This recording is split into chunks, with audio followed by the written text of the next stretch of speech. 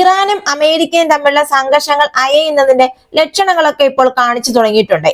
അതായത് പ്രതിഷേധക്കാരെ വധിക്കാനുള്ള പദ്ധതി ഇറാൻ ഇപ്പോൾ മാറ്റിവെച്ചിരിക്കുന്നു എന്നാണ് അമേരിക്കൻ പ്രസിഡന്റ് ഡൊണാൾഡ് ട്രംപ് വ്യാഴാഴ്ച പ്രഖ്യാപിച്ചത്.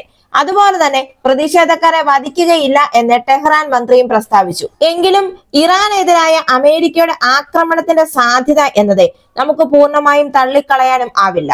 ഒരുപക്ഷെ അമേരിക്ക ഇറാനെ ആക്രമിക്കുകയാണെങ്കിൽ എന്തൊക്കെ ആയുധങ്ങളായിരിക്കും ഉപയോഗിക്കുക എന്ന് നമുക്കൊന്ന് നോക്കാം. CNN റിപ്പോർട്ട് എന്ന് പറയുന്നത് ഒരുപക്ഷെ അമേരിക്കയുടെ ഏറ്റവും ഒരു വലിയ വെല്ലുവിളി എന്ന് പറയുന്നത് അവിടുത്തെ പൊതുജനങ്ങളെ ലക്ഷ്യം വെക്കാതെ ഇറാൻ സർക്കാരിനെയും സൈന്യത്തെയും ആക്രമിക്കുക എന്നതായിരിക്കും. കഴിഞ്ഞ തവണത്തെ ആണവ കേന്ദ്രങ്ങളിൽ നടന്ന അമേരിക്കയുടെ ആക്രമണങ്ങളിൽ മുൻപിൽ നിന്നത് B-2 ബോംബറുകളായിരുന്നു. എന്നാൽ ഇപ്പോൾ ഈ സ്ഥിതി വളരെയധികം വ്യത്യസ്തമാണ്. അതായത് അമേരിക്കയുടെ ഈ B-2 ബോംബറേക്കാൾ കൂടുതൽ ഉചിതമായ മറ്റായുധങ്ങൾ ഇപ്പോൾ അമേരിക്കയ്ക്കുണ്ട്.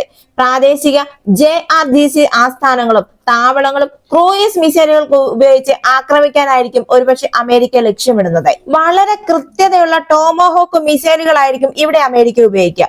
അമേരിക്കൻ നാവികസേനയുടെ അന്തർവാഹിനികളിൽ നിന്ന് ഇറാനിയൻ തീരങ്ങളിൽ നിന്ന് വളരെ ദൂരത്ത് നിന്ന് പോലും ഇത് തൊടുക്കാൻ കഴിയും.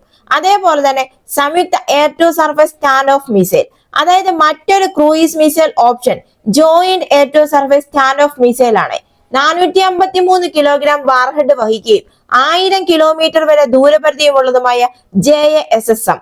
ഇത് ഇറാനിയൻ തീരങ്ങൾക്കപ്പുറത്തുള്ള അമേരിക്കയുടെ വ്യോമസേന ജെറ്റുകളിൽ നിന്ന്, അതായത് F-15, F-16, F-35 പോലുള്ള യുദ്ധവിമാനങ്ങൾ, അതുപോലെ തന്നെ അമേരിക്കയുടെ ബോംബറുകൾ, അതായത് B-1, B-2, B-52 പോലുള്ള ബോംബറുകൾ, F-18 യുദ്ധവിമാനങ്ങൾ തുടങ്ങിയവയിൽ നിന്ന് വിക്ഷേപിക്കാൻ കഴിയും. അതുകൊണ്ട് തന്നെ ഇതും അമേരിക്കയുടെ മറ്റൊരു ഓപ്ഷൻ ആയിരിക്കും, ഈ സംയുക്ത air to surface stand off missile അഥവാ JASSM.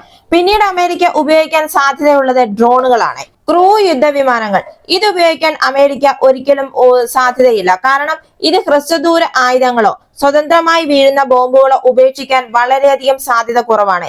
ഇത് വളരെയധികം അപകടകരമാണ്. അതുകൊണ്ട് തന്നെ അമേരിക്ക ഈ ക്രൂ വിമാനങ്ങൾ ഉപയോഗിക്കാൻ സാധ്യത വളരെയധികം കുറവാണ്. അതുകൊണ്ട് ഇതിനു പകരം ഡ്രോണുകളായിരിക്കും അമേരിക്ക ഉപയോഗിക്കാനുള്ള സാധ്യത എന്നാണ് വിശകലന വിദഗ്ധർ പറയുന്നത്. ഇങ്ങനെ ഈ 3 ആയുധങ്ങൾ ഉപയോഗിച്ച് അമേരിക്ക കാഞ്ചി വലിക്കുകയാണെങ്കിൽ ഒരുപക്ഷെ ഇറാന്റെ ഖമേനിയുടെ സാമ്രാജ്യം തകരുക തന്നെ ചെയ്യും. ഇതുപോലുള്ള വാർത്തകൾക്ക് വേണ്ടി മറക്കാതെ തന്നെ ഈ ചാനൽ ഒന്ന് സബ്സ്ക്രൈബ് ചെയ്യുക.